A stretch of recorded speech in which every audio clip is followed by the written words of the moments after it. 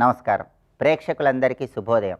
ఈనాటి శుభయోగం శీర్షికన గురు సంక్రమణం సందర్భంగా ఎలాంటి విధి విధానాలు పాటించాలో, గురు సంక్రమణానికి ఉన్నటువంటి ప్రాధాన్యత ఏంటో పరిశీలిద్దాం. ప్రధానంగా ఈరోజు దేవగురువైన బృహస్పతి వృషభ రాశిలో నుంచి మిథున రాశిలోకి ప్రవేశిస్తున్నాడు. అంటే గురుగ్రహ సంచారంలో మార్పు జరుగుతోంది. జ్యోతిష శాస్త్రపరంగా జన్మరాశి నుంచి లెక్కబెట్టినప్పుడు వచ్చే 2, 5, 7, 9, 11 స్థానాలలో గురు సంచారం ఉన్నట్లయితే అలాంటి గురు సంచారం విశేషమైన శుభ ఫలితాలను కలిగింపజేస్తుంది. ప్రధానంగా ఈరోజు గురువు వృషభ రాశిలో నుంచి మిథున రాశిలోకి మారుతున్నాడు కాబట్టి వృషభ రాశి వాళ్ళకి ధనస్థానంలోకి గురువు మారుతున్నాడు. కాబట్టి ఈ రోజు నుంచి గురు సంక్రమణం వల్ల వృషభ రాశి వాళ్ళకి విశేషమైన ధనయోగం ప్రారంభమవుతుంది. కుటుంబ జీవితం ఆనందదాయకంగా ఉంటుంది. వాక్పరంగా వాక్కుకి మాటకి విలువ గౌరవం పెరుగుతాయి. అలాగే గురు సంక్రమణం వల్ల కుంభరాశి వాళ్ళకి గురువు పంచమంలో సంచారం చేస్తున్నాడు. కాబట్టి కుంభరాశి వాళ్ళందరి సంతానము జీవితంలో అత్యున్నత స్థాయికి ఎదగటానికి గురు సంక్రమణం విశేషంగా సహకరిస్తుంది. అలాగే ఆదాయ మార్గాలు పెరగటానికి కూడా కుంభరాశి వాళ్ళకి పంచమంలో ఏర్పడే గురు సంక్రమణం విశేషమైన శుభ ఫలితాలను కలిగింపజేస్తుంది. అదేవిధంగా ధనుస్సు రాశి వాళ్ళకి ఈ రోజు నుంచి గురు సంక్రమణం వల్ల గురువు సప్తమ స్థానంలో సంచారం చేస్తున్నాడు. కాబట్టి ధనుస్సు రాశి వాళ్ళకి వివాహపరమైన సమస్యలు తొలగిపోతాయి, పెళ్ళిళ్ళు నిశ్చయమవుతాయి, దాంపత్యంలో అనుకూలత పెరుగుతుంది, భాగస్వామ్య వ్యాపారాలు విజయవంతమవుతాయి. అలాగే తులారాశి వాళ్ళకి ఈ రోజు నుంచి గురు సంక్రమణం వల్ల భాగ్యస్థానంలో గురువు సంచారం ప్రారంభమవుతోంది. పూర్వజన్మ పుణ్య ఫలితం వల్ల ఆకస్మికంగా ధనయోగం కలుగుతుంది, అదృష్టం కలిసి వస్తుంది, చేపట్టిన పనులన్నీ విజయవంతం అవుతాయి. సింహరాశి వారికి ఈ రోజు నుంచి గురు సంక్రమణం వల్ల లాభస్థానంలో గురువు సంచారం ప్రారంభమవుతుంది. 11వ స్థానంలో లాభస్థానంలో గురువు ఉండటం వల్ల సింహరాశి వాళ్ళకి ఆర్థిక పరంగా, ఆరోగ్యపరంగా, కుటుంబ పరంగా మంచి ప్రయోజనాలు చేకూరుతాయి. కాబట్టి దేవగురు అయినటువంటి బృహస్పతి వృషభ రాశిలో నుంచి మిథున రాశిలోకి మారటం వల్ల 12 రాశులలో 5 రాశుల వారికి, అంటే ప్రధానంగా వృషభ రాశి, కుంభరాశి, ధనుస్సు రాశి, తులారాశి, సింహరాశి, ఈ 5 రాశుల వారికి గురు సంక్రమణం విశేషమైన శుభ ఫలితాలను, శుభయోగాన్ని కలిగింపజేస్తుంది. మిగిలిన రాశుల వారికి మాత్రం గురువు బలం తక్కువగా ఉంది. కాబట్టి దేవగురువైన బృహస్పతికి సంబంధించిన దేవానాంచ ఋషీనాంచ గురుం కాంచన సన్నిభం బుద్ధిమంతం త్రిలోకేశం తం నమామి బృహస్పతిం అనే ధ్యాన శ్లోకాన్ని ఈరోజు వీలైనన్ని సార్లు పఠించుకోవటం, అలాగే నవగ్రహ ఆలయానికి వెళ్ళి గురుగ్రహం విగ్రహం దగ్గర పసుపు రంగు వస్త్రాన్ని సమర్పించటం, పసుపచ్చటి పుష్పాలను ఉంచి నవగ్రహాలకు ప్రదక్షిణలు చేయటం, బృహస్పతయే నమః అనే మంత్రాన్ని పఠించుకోవటం, అలాగే గురువుకు అధిష్టాన దేవుడైనటువంటి పరమేశ్వరుడి ఆలయానికి వెళ్ళి మిగిలిన రాశుల వాళ్ళు అభిషేకం పరమేశ్వరుడికి చేయించుకోవటం ద్వారా గురుబలాన్ని పెంపొందింపజేసుకొని సమస్త శుభాలను సిద్ధింపజేసుకోవచ్చు. కాబట్టి గురు సంక్రమణం సందర్భంగా 12 రాశులలో 5 రాశుల వారికి ఈ గురు సంక్రమణం విశేషమైన శుభయోగాన్ని కలిగింపజేస్తుంది. కాబట్టి మిగిలిన రాశుల వాళ్ళు మాత్రం గురుబలాన్ని పెంపొందింపజేసుకోవటానికి ఈ ప్రత్యేకమైన విధి విధానాలు పాటించండి, సమస్త శుభాలను సిద్ధింపజేసుకోండి. రేపటి శుభయోగం శీర్షికన సరస్వతీ నదికి పుష్కరాలు ప్రారంభమవుతున్న తరుణంలో సరస్వతీ నది పుష్కరాల సందర్భంగా ఎలాంటి విధి విధానాలు పాటించాలో, తద్వారా ఎలాంటి ప్రయోజనాలు సిద్ధింపజేసుకోవచ్చో పరిశీలిద్దాం. నమస్కారం.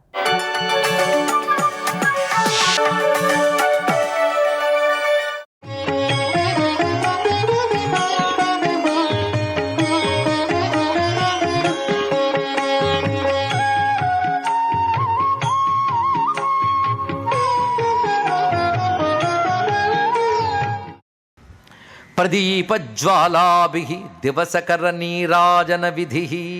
ఈయన మలయాళి, మర్చిపోవద్దు. మలయాళ దేశంలో నేటికి కూడాను వారి యొక్క ఓనం ఇవి జరిగినప్పుడు దివిటీలు వెలిగించి సూర్యుడికి చూపిస్తారు. ఇది ఆరాధన. ఎవరికి? సూర్యుడికి దివిటీలు వెలిగించి చూపిస్తారు. కానీ సూర్యుడికి దివిటీలు వెలిగించినట్లు ఈ స్తోత్రం నీకు ఇస్తున్నానమ్మా అన్నాడు. ఇక్కడ ఇది చెప్పడంలో సూర్యుడికి దివిటీలు అవసరమా? భక్తిలో భాగంగా అర్పణం చేస్తున్నారంతే. రెండవది చూడండి, ఇంకా సుధాసూతైశ్చంద్రోపల జలల వైరర్ఘ్యరచన. చంద్రకాంత శిలలు అని కొన్ని శిలలు ఉంటాయి. ఇవి చంద్రుడి వెన్నెలు పడినప్పుడు వాటి మీద ఆర్ద్రత వస్తుందండి, నీరులాగా వాటి నుంచి హ్యూమిడిటీ బయటకు వస్తుంది. ఆ బిందువులన్నీ తీసుకుని, అవి కొంచెం వస్తాయి, ఆ బిందువులతో చంద్రుడికి అర్ఘ్యం ఇవ్వడం చాలా గొప్పది అని చెప్తారు ఇక్కడ. కనుక మొదట ఏం చెప్పారు?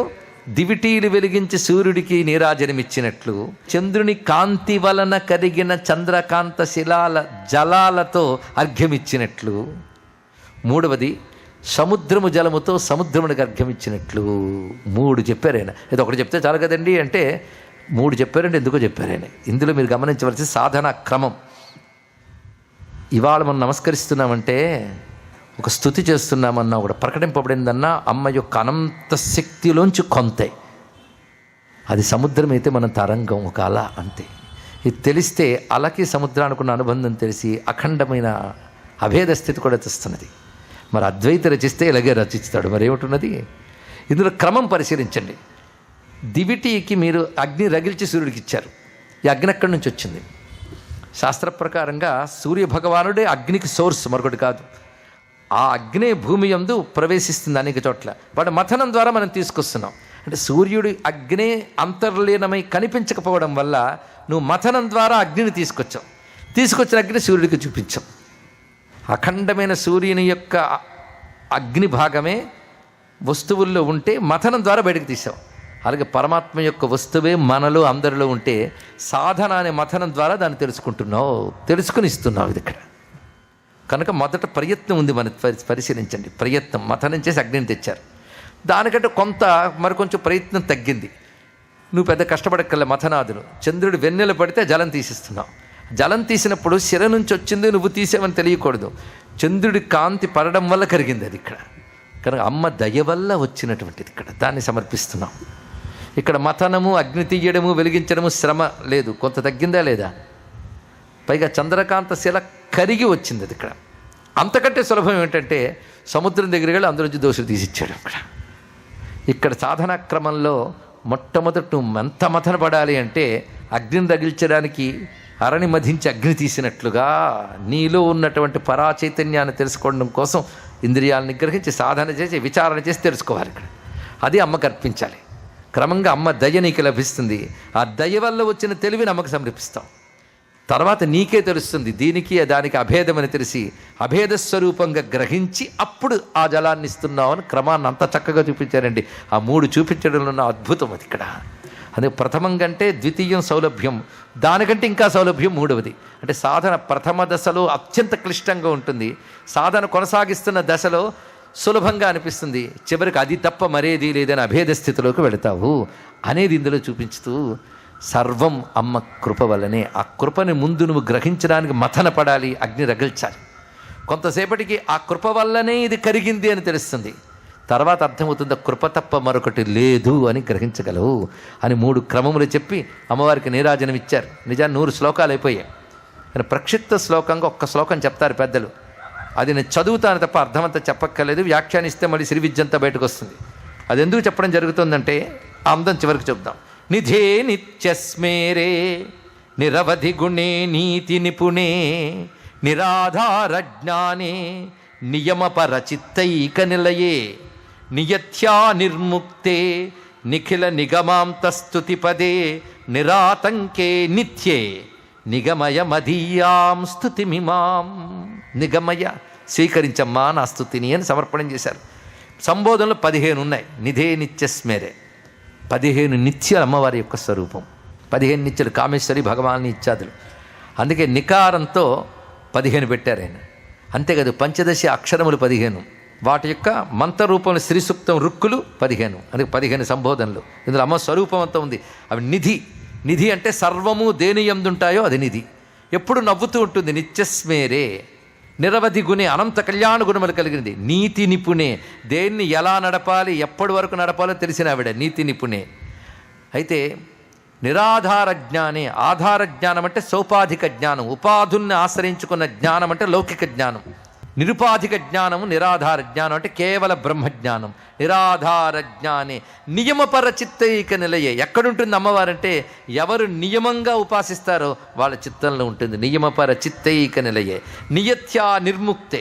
ఇది ఇలాగే నడవాలి అనే దానిపై నియతి, అది లోకానికి వర్తిస్తుంది.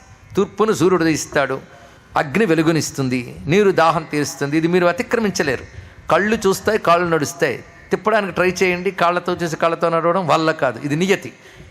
ఈ నియతి దేనికి? లోకానికి. అమ్మవారికి ఏ నియతి లేదు, ఆవిడ్ని ఇలా ఉండి శాసించేదేదీ లేదు, ఆవిడ ఇష్టం. నియత్యా నిర్ముక్తే నిఖిల నిగమాంత స్థుతిపదే, సమస్త వేదాంతముల చేత స్తోత్రింపబడేది. ఏ ఆతంకములు అంటే ఆటంకములు ఆపదలు ఏమీ లేని తల్లి, నిత్యే శాశ్వతమైన తల్లి, నా స్తుతిని స్వీకరించమ్మా అంటూ 15 సంబోధనలతో మంత్రమయమైన శ్లోకాన్ని అందించారు ఆదిశంకర భగవత్పాలు వారు. మన బుద్ధులు ధర్మస్పృహతో వెలిగి మన ధర్మం మన దేశాన్ని పాలించాలి అనే స్పృహ ప్రతి భారతీయుడికి కలగాలి అంటే ధర్మ విగ్రహుడైన రామచంద్రమూర్తి అనుగ్రహం మనకు కలగాలి. శ్రీరాము లలితాంబిక అన్నట్లుగా ఈ సౌందర్యలహరి స్వరూపుడైన అమ్మవారు అత్యంత రమణీయుడైన రామచంద్రమూర్తిని ఆవిర్భవింపజేసి అనుగ్రహించడం కోసం దీక్షితమవుతున్నాం కదా. సర్వం శ్రీ లలితా మహాత్రిపుర సుందరి చరణారవిందార్పణమస్తు. స్వస్తి.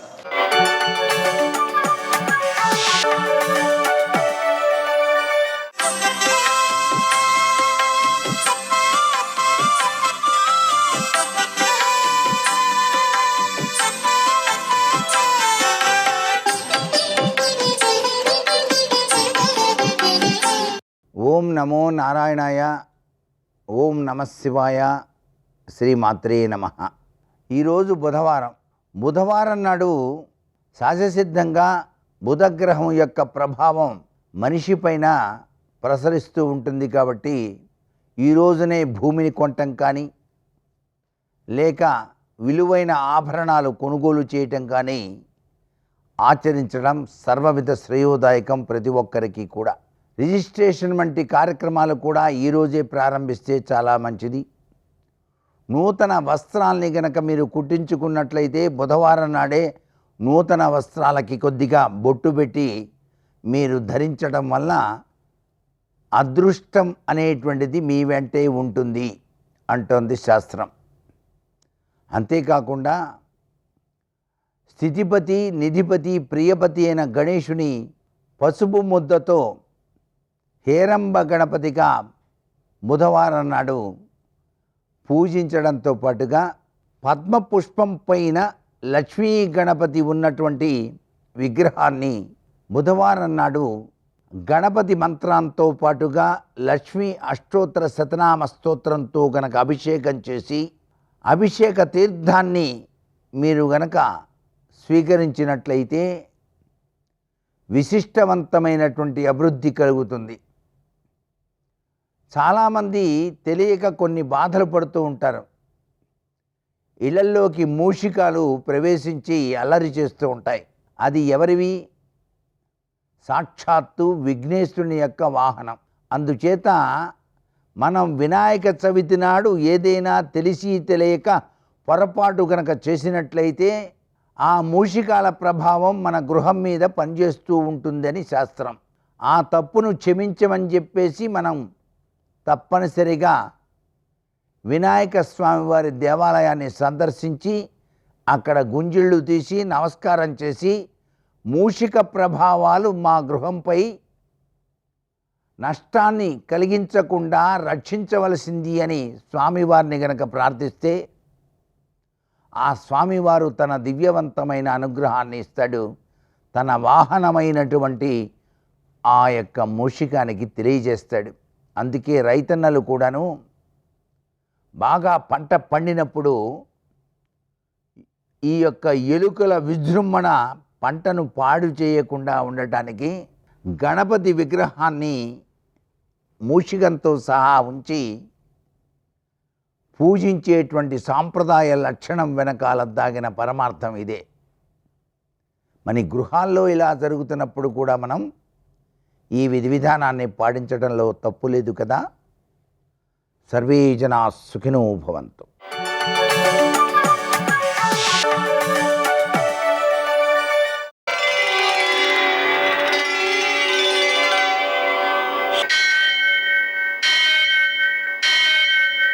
సహ सहस्रशीरुषं देवं विश्वाक्षं विश्वशम्भुवं विश्वं नारायणं देवमक्षरं परमं पदं विश्वतः परमां नित्यं विश्वं नारायणगुं हरिं विश्वमेवेदं पुरुषस्तद्विश्वमुपजीवति पतिं विश्वस्यात्मेश्वरगुं शाश्वतगुं शिवमच्युतं नारायणं महाज्ञेयं विश्वात्मानं परायणम्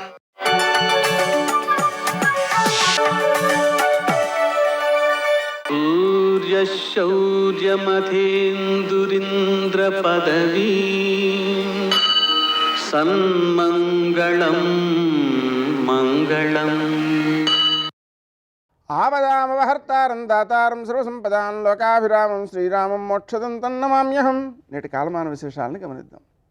స్వస్తి శ్రీ చాంద్రమాన విశ్వావసునామ సంవత్సరం ఉత్తరాయణం, వసంత ఋతువు వైశాఖమాసం, కృష్ణపక్షం బుధవారం.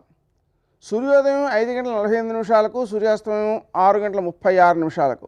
తిథి విధియ రాత్రి 2:28 వరకు. నక్షత్రం అనురాధ ఉదయం 11:45 వరకు. వర్జం సాయంకాలం 5:53 నుంచి 7:39 వరకు. దుర్ముహూర్తం ఉదయం 11:46 నుంచి 12:38 వరకు. అమృతకాలం తెల్లవారుజామున 4:25 ప్రారంభం. రాహుకాలం బుధవారం కాబట్టి మధ్యాహ్నం 12 నుంచి 1:30 వరకు. అష్టకవర్గ రీత్యా శుభప్రదమైన సమయం ఉదయం 11:30. నేటి విశేషం వృషభ సంక్రమణ పుణ్యకాలం. ఇది రాత్రి 12:05 జరుగుతోంది.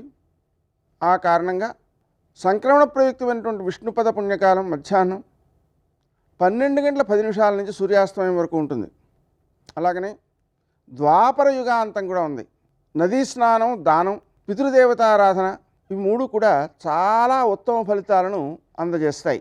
ఈరోజు సరస్వతీ నదీ పుష్కర ప్రారంభం అయితే మధ్యాహ్నం 12 గంటలకి ప్రారంభమవుతోంది. అది గురుని యొక్క ప్రవేశం అన్నమాట.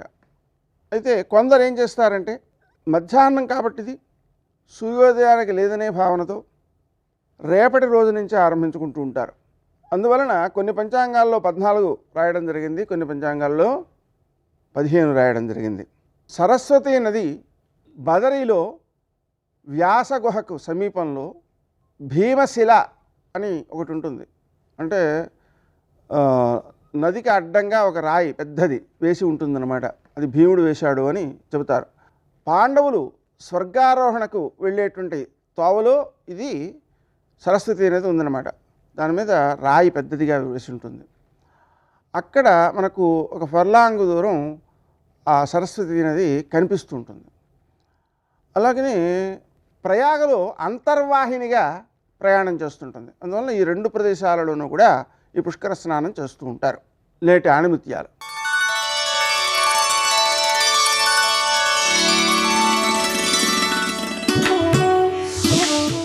ఆలస్యం చేస్తే సులభమైన పని కష్టమవుతుంది, అలాగే కష్టమైన పని అసాధ్యంగా మారుతుంది.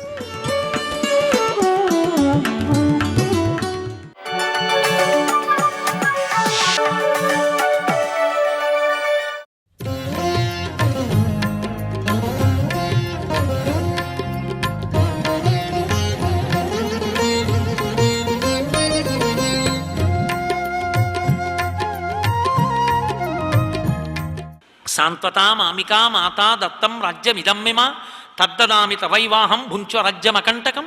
అన్నయ్య, మా అమ్మ అడిగిందని రాజ్యం ఇచ్చావు, నాకెందుకన్నయ్య? నాకు ఆ రాజ్యం నేను నీ సొత్తు అన్నయ్య, వచ్చేయన్నయ్య, రాజ్యం నువ్వేలన్నయ్య అంటాడు. లోకంలో రాజ్యం నాకొద్దని అన్నదమ్ములు దెబ్బలాడుకున్న ఏకైక సంఘటన శ్రీరామాయణమే. అన్నయ్య, ధర్మం పెద్ద కొడుకు రాజ్యం ఏలాలి, నువ్వు వచ్చి రాజ్యం ఏలన్నయ్య అంటాడు భరతుడు.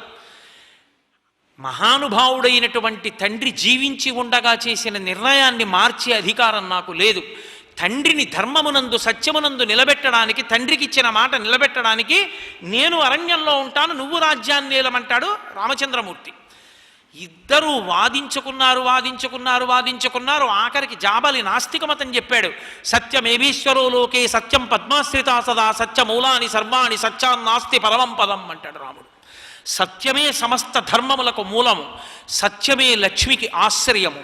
ఆ సత్యము తప్పి నేను బతకను, ఆ సత్యమే నాకు కావాలి. కులీనం వా, నేను శాస్త్రాన్ని నమ్మి బతుకుతున్నానా లేదా ఇదే చూస్తారు రేపు పొద్దున్న ఎవరు చూసినా. కాబట్టి చారిత్రమేవ వ్యాఖ్యాతి, చారిత్రమే చెప్తుంది ఏది చెప్పినా, నేను ఎలా నడిచాను ఎలా బతికానన్న దానికి. అందుకే నాకు శాస్త్రం ప్రమాణం. తండ్రి బ్రతికుండగా ఏ మాట చెప్పాడో ఆ మాటే పాటిస్తాను. ఇవాళ తండ్రి చనిపోయాడు కదా అని కైకమ్మ వచ్చి పిలిచినా, నువ్వొచ్చి పిలిచినా నేను రాను. నాయనా, అమ్మని నిందించకూడదు, మహాదోషం. కైకమ్మని నిందించకు. ఒక పరిస్థితిలో ఆవిడ అలా మాట్లాడింది.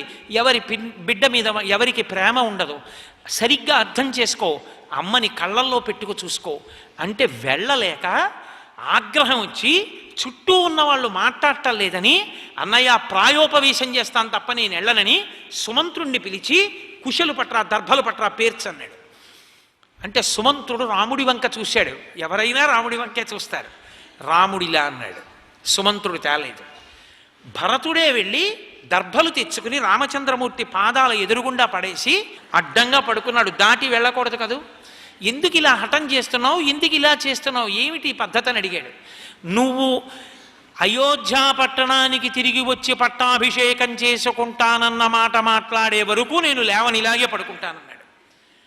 ఎప్పుడైనా ఎక్కడైనా ఒక బ్రాహ్మణుడు ఎవరికైనా అప్పిచ్చి బలహీనుడు కదా బ్రాహ్మణుడు కదా అని చెప్పి వాళ్ళు అప్పు తిరిగి ఇవ్వకుండా బ్రాహ్మణుణ్ణి వేధిస్తే, బలహీనుడైన బ్రాహ్మణుడు అప్పు తిరిగి తీసుకోవడానికి బలప్రయోగం చెయ్యలేక బలవంతుడైన వ్యక్తి అప్పుచ్చుకున్నవాడి ఇంటి ముందు ఇలా పడుకోవాలి తప్ప క్షత్రియుడు పడుకోకూడదు. కాబట్టి నీ యందు ధర్మలోపం కలిగింది, ఈ తప్పు పని చేసినందుకు ఒక ధర్మాత్ముడిని ముట్టుకొని తప్పు పోతుందన్నాడు. అది రాముడంటే. చుట్టూ ఉన్న వాళ్ళు అన్నారు రాముణ్ణే ముట్టుకో అన్నారు. ఆచమనం చేసి రాముణ్ణి ముట్టుకున్నాడు. ముట్టుకున్న తర్వాత అబ్బో ఏమి ఏడ్చాడండి, నాకు రాజ్యం వద్దని. అన్నయ్య నేను పాలించనన్నయ్య, నాకు రాజ్యం ఏమిటన్నయ్య, నాకు తెలియదన్నయ్య, నేను ఎప్పుడు అనలేదన్నయ్య. అమ్మతో నేను ఎన్నడూ నా మనసులో రాజ్యం ఏలాలన్న అభిప్రాయం ఉన్న ఒక్క మాట నేను అనలేదన్నయ్య, నాకు తెలియదన్నయ్య, కైకమ్మ ఎందుకు అడిగిందో తెలియదు అన్నయ్య, నన్ను క్షమించన్నయ్య, వచ్చేయన్నయ్య, రాజ్యమేలన్నయ్య. కాళ్ళ వేళ్ళ పడి ఏడిచాడు. చిట్ట చివరికి అన్నాడు, పోనొక పని చేస్తాను, నేను కూడా అరణ్యంలో ఉండిపోతాను, లక్ష్మణస్వామిలా నీ వెనకే ఉంటాను, నమస్కారం పెడుతూ నీకు సేవ చేసుకుంటాను, నాకు వద్దన్నయ్య రాజ్యం అన్నాడు. రాముడు అన్నాడు, తండ్రి ఏ మాట చెప్పాడో ఆ మాటే, నేను అరణ్యంలో ఉంటాను, నువ్వు అంతఃపురంలో ఉండు, నువ్వు రాజ్యమే. ఆఖరికి వశిష్ఠుడు త్రికాలవేది అన్నీ తెలుసున్నవాడు కనుక బంగారు పాదుకలు తెచ్చాడు. ఆ బంగారు పాదుకలు అక్కడ పెట్టి భరతుడు అన్నాడు, అధిరోహార్య పాదాభ్యాం పాదుకే హేమలంకృతే ఏతే హి సర్వలోకస్య యోగక్షేమం విధాస్యతః. ప్రపంచ చరిత్రలో ఎక్కడా ఏ తమ్ముడు ఏ అన్న దగ్గర అనని మాట అన్నాడు భరతుడు. అన్నయ్య నువ్వు కూర్చోవాలా సింహాసనం మీద, నీ చెప్పులు పరిపాలిస్తాయన్నయ్యా, ఈ పాదుకలు నీ పాదాల దగ్గర పెడుతున్నాను, ఒక్కసారి నీ శ్రీపాదములు పెట్టి తీసేయి అన్నయ్య. ఆ పాదుకలు సింహాసనం మీద పెడతాను, అయోధ్య వెళ్ళను. నీ పట్టాభిషేకం జరిగితే నీకే జరగాలి, నువ్వే పట్టాభిషేకం చేసుకోవాలి, నేను భృత్యుడనై సేవించాలి.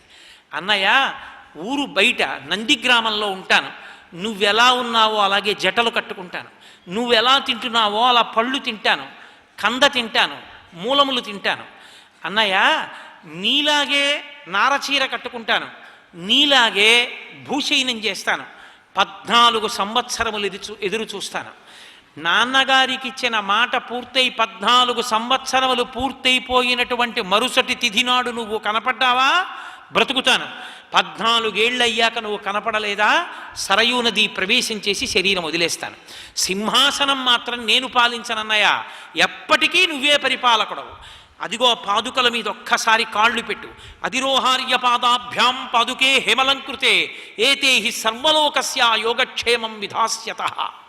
ఆ పాదుకలు సింహాసనం మీద పెట్టుకుని పరిపాలన చేస్తానన్నయ్య, పక్కన కూర్చుని రాజప్రతినిధిగా ఉంటాను, రాజుగా ఉంటాను. సర్వం శ్రీ ఉమామహేశ్వర పరబ్రహ్మార్పణమస్తు. స్వస్తి.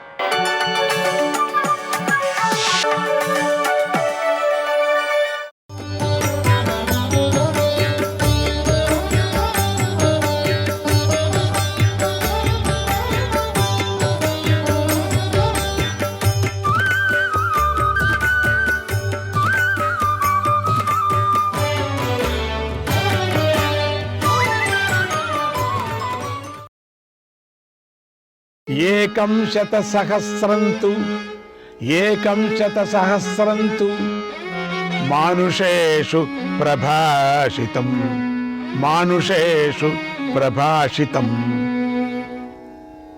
ఇక మానవ లోకంలో 1,00,000 శ్లోకాలు ప్రచారంలోకి వచ్చాయి. దీనిని దేవతలకు నారదుడు బోధించాడు, పితృదేవతలకు అసిత దేవులుడు బోధించాడు, రాక్షసులకు యక్షులకు శుకుడు బోధించాడు, మానవులకు వైశంపాయన మహర్షి బోధించాడు. నారాయణ నారాయణ. ఓ శౌనక, ఈ మహాభారతం మహా అర్థంతో కూడి ఉంది, వేదంతో సమానమైనది, పుణ్యప్రధానమైనది. ఇది వ్యాస మహర్షి చెప్పిన ఇతిహాసం. దీనిని విప్రులతో కలిసి విన్న మానవుడు అన్ని కోరికలను, కీర్తిని ఇహలోకంలో పొందుతాడు. మరణానంతరం ఉత్తమ సిద్ధిని పొందుతాడు. ఇందులో సందేహమే లేదు. ఇది సత్యము, ఇది సత్యము, ఇది సత్యవాక్యం, శివశాసనం. ఇది శ్రద్ధతో, పరమభక్తితో మహాభారతంలోని 4వ భాగాన్ని విన్నా, వినిపించినా కూడా భారతాన్ని పూర్తిగా అధ్యయనం చేసిన పుణ్యం లభిస్తుంది. దాంట్లో 4వ వంతు విన్నా చాలు. ఏదైనా సరేనే వ్యాస మహర్షి లోకానికి ఇలా ఉపదేశించాడు. ఇక చెప్పబోయే 4 శ్లోకాలను భారత సావిత్రి అంటారు. భారత సావిత్రి. దీనిని అందరూ పఠిస్తే చాలు, భారతాన్ని చదివిన ఫలం వస్తుంది. 1వ శ్లోకం. మాతాపితృ సహస్రాణి మాతాపితృ సహస్రాణి పుత్రధార శతాని చ పుత్రధార శతాని చ సంసారేష్వను భూతాని సంసారేష్వను భూతాని యాంతి యాస్యంతి చాపరే యాంతి యాస్యంతి చాపరే.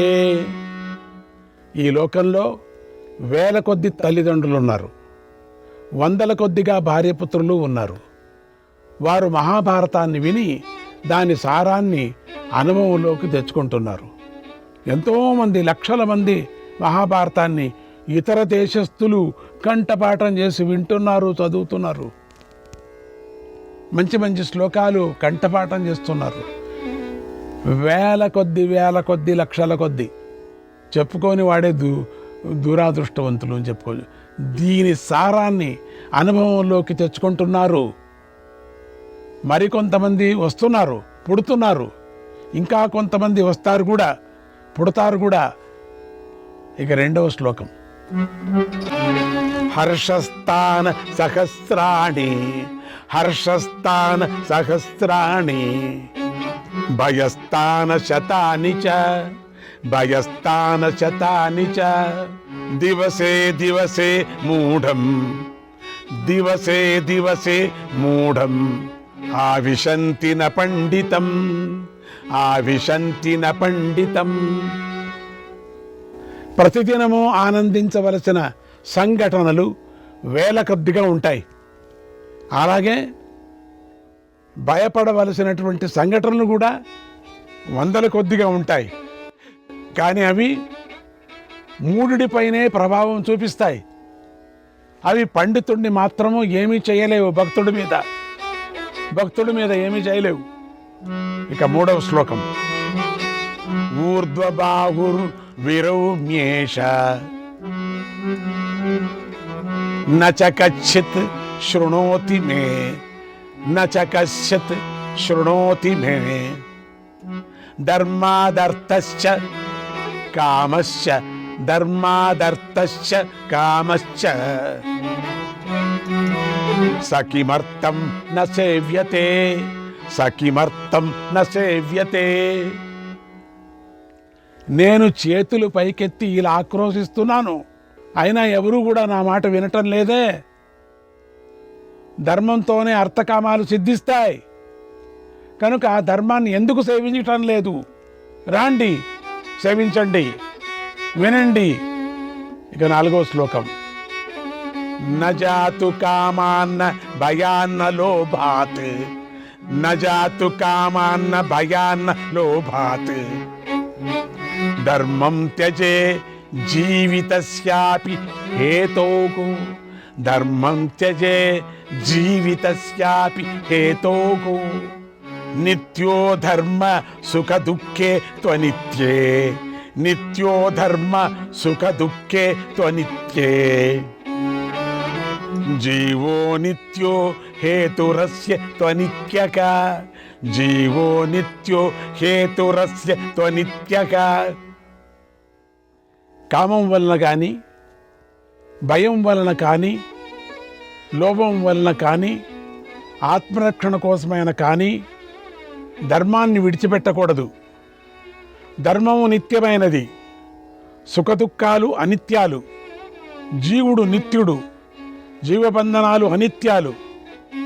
ఇమాం భారత సావిత్రీం, ఇమాం భారత సావిత్రీం ప్రాతరుత్థాయ యః పఠేత్, ప్రాతరుత్థాయ యః పఠేత్ సభారత ఫలం ప్రాప్య, సభారత ఫలం ప్రాప్య పరం బ్రహ్మాదిగచ్చతి, పరం బ్రహ్మాదిగచ్చతి.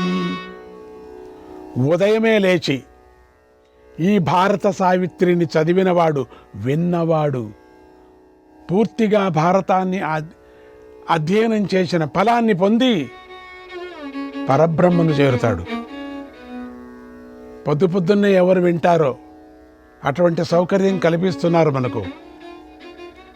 పూజ్యుడైన సముద్రుడు, హిమవత్తు పర్వతము రత్ననిధులుగా ప్రసిద్ధికెక్కారు.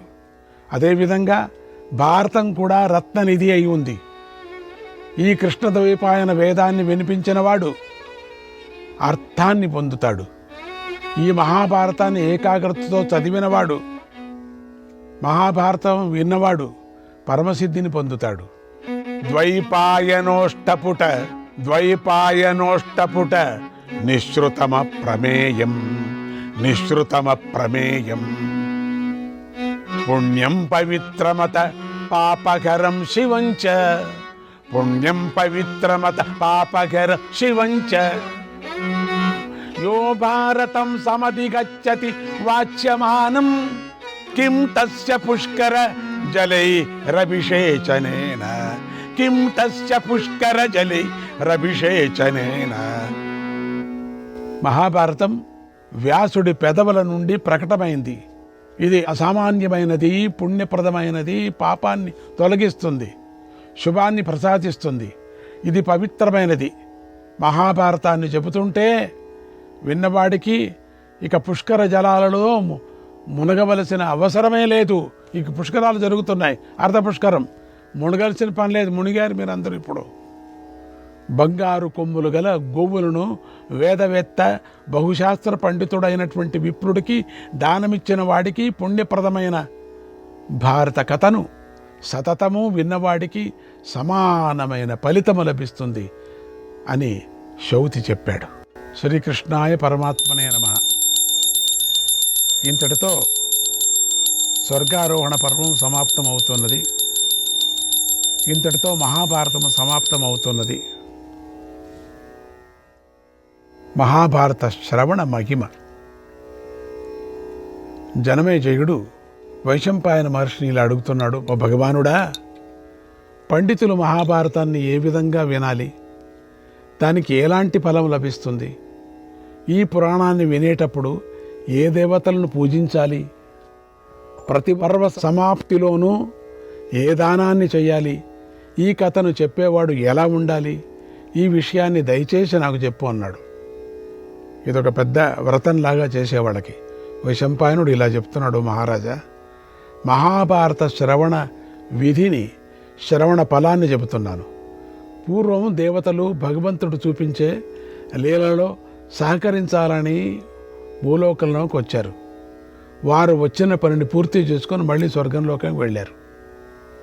ఈ భూమి మీదకు ఏ దేవతలు, ఏ ఋషులు వచ్చారో నీకు చెబుతున్నాను, సావధానంగా విను. ఈ మహాభారత సందర్భంలో రుద్రులు, సాధ్యులు, సనాతనులైన విశ్వేదేవులు, సూర్యుడు, అశ్వినులు, లోకపాలకులు, మహర్షులు ఒకచోట కలుసుకున్నారు. గుహ్యకులు, గంధర్వులు, నాగులు, విద్యాధరులు, సిద్ధులు, ధర్ముడు, బ్రహ్మదేవుడు, కాత్యాయనముని, కొండలు, సముద్రాలు, నదులు, అప్సరోగణాలు ఒకచోట కలుసుకున్నారు. గ్రహాలు, సంవత్సరాలు, ఆయనాలు, ఋతువులు, స్థావర జంగమాత్మకమైన సర్వజగత్తు, దేవతలు, అసురులు వీరందరూ కూడా ఒకచోట కలుసుకున్నారు, కనిపించారు. ఘోర పాతకాలు చేసిన మానవుడైనా సరే వారి ప్రతిష్టను విని వారి పేర్లను నిత్యము కీర్తిస్తే వెంటనే పాప విముక్తిని పొందుతాడు. ఓ రాజా, మనిషి మనస్సును అదుపులో ఉంచుకొని పవిత్రుడు కావాలి. ఈ భారతాన్ని క్రమంగా యథాతథంగా వినాలి. ముందుగా వినేవాడు ఈ క్రింది చెప్పే గుణాలు గల పండితుడిని చెప్పేవాడిగా ఎన్నుకోవాలి. ఆయన పవిత్రుడు, శీలవంతుడు, సదాచారుడు, నిర్మలమైన వస్త్రాలను ధరించినవాడు, జితేంద్రియుడు, సంస్కారవంతుడు, సర్వశాస్త్రవేత్త, శ్రద్ధాళువు, అసూయలేని పండితుడిని ఎన్నుకోవాలి. ఆయన రూపవంతుడు, భాగ్యశాలి, మనస్సును అదుపులో ఉంచుకున్నవాడు, సత్యవాది, జితేంద్రుడైనటువంటి పండితుడై ఉండాలి. ఆ పండితుడిని మొదటగా పూజించాలి. తర్వాత ఆయనకు తగిన దానమిచ్చి మహాభారత కథ చెప్పమని ప్రార్థించాలి. కథకుడు మరి నెమ్మదిగా కానీ మరి తొందరగా కానీ చెప్పకూడదు. ప్రశాంతంగా మెల్లగా అక్షరాలను పదాలను స్పష్టంగా పలుకుతూ భావార్థాన్ని గ్రహించి కథను చెప్పాలి. కథ చెప్పే సమయంలో ఆరోగ్యంగా సావధానంగా ఉండాలి. సుఖాసీనుడై ఉండాలి. తనకి ఇష్టమైన ఆసనం సుఖాసనంలో కూర్చోవాలి. కష్టపడి కూర్చోవలసిన పని లేదు. కథ చెప్పే ముందుగా నరుల మనస్సులే నివాస స్థానంగా గల నారాయణుడికి, నరోత్తముడికి, సరస్వతీదేవికి, వ్యాస మహర్షికి నమస్కారం చేసి శ్రీ మహాభారతాన్ని చదవాలి. ఉపదేశంగా చెప్పాలి. రాజా, ఇటువంటి ప్రవచనం చెప్పే వాడి ద్వారా నియమాలు పాటిస్తూ పవిత్రుడైన శ్రోత మహాభారతాన్ని విని తక్షణమే ఫలాన్ని పొందుతాడు. నారాయణ నారాయణ. మహాభారతాన్ని చెప్పిన వాడికి ఆయన మనస్సులో కోరుకున్నది విశేషంగా దానం చేయాలి. ఆ తరువాత ఉత్తమ భక్ష్యాలను, పానీయాలను, పూలమాలను, అందమైన వస్తువులను కానుగ్గా ఇవ్వాలి. ఆ తర్వాత బంగారాన్ని దానం చేయాలి. మహాభారత కథను ప్రవచనం చేసిన వాడు తనకు గురువు వంటివాడు కనుక భక్తితో ఆయనను ఆనందింపజేయాలి. సకల దేవతలను, నరనారాయణులను కీర్తించాలి. ఆ తర్వాత గంధమాల్యాలతో విప్రులను పూజించాలి. వారికిష్టమైన వివిధ పదార్థాలను, ఇతర చిన్న పెద్ద వస్తువులను దానం చేయాలి. ప్రవచనం పూర్తి అయిన తర్వాత విప్రులు కొందరికి భోజనం చేసిన తరువాత శక్తి కొద్ది దానాలు ఇవ్వాలి. ప్రవచనం చేసిన వాడిని కోరిన దానాలు ప్రవచనం చేసిన వాడికి ఏది కోరుతాడో ఆ దానం ఇవ్వాలట. అంతే. ఎందుకు కోరుతున్నాడో తెలీదు. ఏది కోరుతాడో అది ఇచ్చేసేయాల. తర్వాత ఇస్తాను అనకూడదట. ఇవ్వటానికి సిద్ధపడాలా. ప్రవచనం చేసినవాడు ఆనందించినప్పుడే శుభం కలుగుతుంది. విప్రులు ఆనందించినప్పుడే సకల దేవతలు ప్రసన్నులవుతారు. కనుక ఓ రాజా, ఇది నువ్వు అడిగిన మహాభారత శ్రవణ పారాయణాల విధానము. దీన్నందరూ శ్రద్ధగా పాటించాలి. ఉత్తమ శ్రేయస్సును కోరుకునేవాడు ఎప్పుడూ మహాభారతాన్ని వినటంలోనూ పారాయణ చేయటంలోనూ ప్రయత్నిస్తూనే ఉండాలి. భారతం శృణయా నిత్యం, భారతం శృణయా నిత్యం, భారతం పరికీర్తయేత్, భారతం పరికీర్తయేత్. భారతం భవనే యస్య, భారతం భవనే యస్య, తస్య హస్తగతో జయః, తస్య హస్తగతో జయః. భారతాన్ని నిత్యము వినాలి. భారతాన్ని నిత్యము చదవాలి. 10 లైన్లైనా చదవాలి అని చెప్పాడు. ఇంట్లో భారతం ఉంటే చేతిలో విజయం ఉన్నట్లే. ఇంట్లో ప్రతి ఒక్కరూ భారత పుస్తకం పెట్టుకోవాలి. భాగవతం ఎంత శ్రేష్టమో అంతే శ్రేష్టమో మహాభారతం. భారతం పరమం పుణ్యం, భారతం పరమం పుణ్యం, భారతే వివిధా కథాః, భారతే వివిధాః కథాః భారతం సేవ్యతే దేవైః భారతం సేవ్యతే దేవైః భారతం పరమం పదం భారతం పరమం పదం.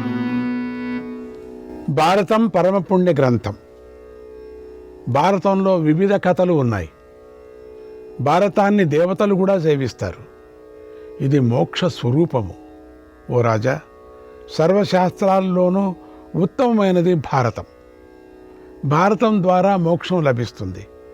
మహాభారతాన్ని భూమిని, గోవును, సరస్వతిని, విప్రులను, కేశవుణ్ణి కీర్తించిన వాడు ఇబ్బందుల్లో పడడు. ఓ రాజా, వేదంలోనూ రామాయణంలోనూ పవిత్రమైన మహాభారతంలోనూ ఆదిమాద్యాంతాలలో హరి కీర్తన చేయబడుతూ ఉంటుంది. ఆదిమాద్యాంతాల్లో కూడా భారతం అటువంటిది. మహాభారతంలో విష్ణుమూర్తి యొక్క దివ్య గాథలు, సనాతన శృతులు నెలకొని ఉన్నాయి. కనుక మోక్షంపై కోరిక గలవాడు తప్పకుండా మహాభారతాన్ని వినాలి. భారతం పరమ పవిత్రమైనది, ధర్మానికి నిదర్శనం. కనుక శ్రేయస్సు కోరుకునేవాడు మంచి గుణాలను ప్రసాదించే దీనిని వినాలి.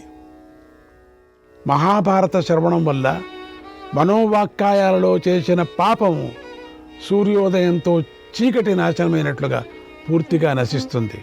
విష్ణు భక్తుడు అష్టాదశ పురాణాలు వినటం ద్వారా పొందే ఫలాన్ని ఒక్క మహాభారతం శ్రవణం ద్వారా పొందుతాడు. ఈ విషయంలో సందేహం లేదు. మహాభారత శ్రవణం వల్ల స్త్రీలు పురుషులు కూడా విష్ణువు యొక్క పరమధామానికి చేరుతారు. పుత్రులను కోరుకునే స్త్రీలు విష్ణు కీర్తి గానం చేసిన మహాభారతాన్ని వినాలి. శాస్త్రోక్తమైన ఫలితాన్ని పొందాలనుకునేవాడు ప్రవచనం చెప్పే వారికి 5 బంగారు నాణాలు దక్షిణగా ఇవ్వాలి. అది ఏమోలేండి, అది శాస్త్రం చెప్పిందంతే. 5 బంగారు నాణాలు. ఆత్మ శ్రేయస్సును కోరుకునేవాడు బంగారు కొమ్ములు గల కపిల గోవును వస్త్రాలతో అలంకరించి దూడతో పాటు ప్రవచనం చెప్పే ఆయనకు దానం ఇవ్వాలి. మహారాజా, ప్రవచనం చెప్పే ఆయనకు భూదానము, గోదానము, గృహదానము చేయాలి. భూదానంతో సమానమైన దానము ఎంతవరకు లేదు, ఇక మీద కూడా ఉండదు. శృణోతి శ్రావయేద్వాపి శృణోతి శ్రావయేద్వాపి సతతం చైవయో నరగ సతతం చైవయో నరగ సర్వపాప వినిర్ముక్తః సర్వపాప వినిర్ముక్తః వైష్ణవం పదమాప్నుయాత్ వైష్ణవం పదమాప్నుయాత్. ఎల్లప్పుడూ మహాభారతాన్ని విన్న నరుడు, వినిపించిన నరుడు కూడా సకల పాపాల నుండి ముక్తుడై విష్ణు పరంధామానికి చేరుతాడు. ఓ రాజా, అతడు 11 తరాలలోని తన పితృదేవతలను, తనను, తన భార్యను, పుత్రులను కూడా తరింపజేస్తాడు. ఓ జనమేజయ, ఇలా నేను నీకు చెప్పవలసిందంతా చెప్పాను అని బోధించాడు వైశంపాయన మహర్షి. శ్రీమన్మహాభారతము సమాప్తమవుతున్నది. హరి ఓం తత్సత్. హరి ఓం తత్సత్. హరి ఓం తత్సత్. శ్రీకృష్ణార్పణమస్తు. శ్రీకృష్ణార్పణమస్తు. శ్రీకృష్ణాయ పరమాత్మనే నమః.